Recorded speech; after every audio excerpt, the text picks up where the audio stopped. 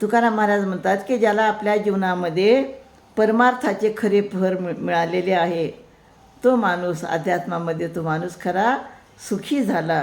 म्हणून काय म्हणतात तुकाराम महाराज आपल्या अभंगातून, फल पाया तो सुख भया, किनोसो न करे वेवाद, बान न देखे मिरगी चित्त मिलाया नाद. तर ज्याला परमार्थाचे खरे फळ मिळाले आहे, खरे फळ प्राप्त झाले आहे, तोच आपल्या जीवनामध्ये खरा सुखी झाला आहे. त्यामुळं तो इतर कोणत्याही वितंडवादाकडे लक्ष देत नाही. म्हणजे काही लोक म्हणतात की ईश्वर आहे किंवा नाही, तुम्ही काय ईश्वराची भक्ती करून तुम्हाला काय मिळणार, अशा वितंडवादाकडे ते लक्ष देत नाहीत. जसं एखादे हरीण असते की नाही, तर ते हरीण काय करते, एखादा सुंदर आवाज मधुर नाद ऐकून त्याच्याकडे ती आकर्षित होते.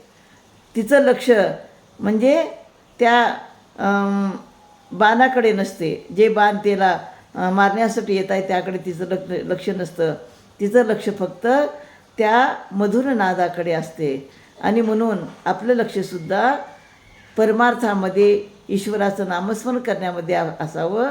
तसं जर असेल तर आपल्याला आपल्या जीवनामध्ये सुख मिळतं, आपलं जीवन सुखी होतं, असं या ठिकाणी सांगतात. रामकृष्ण हरी.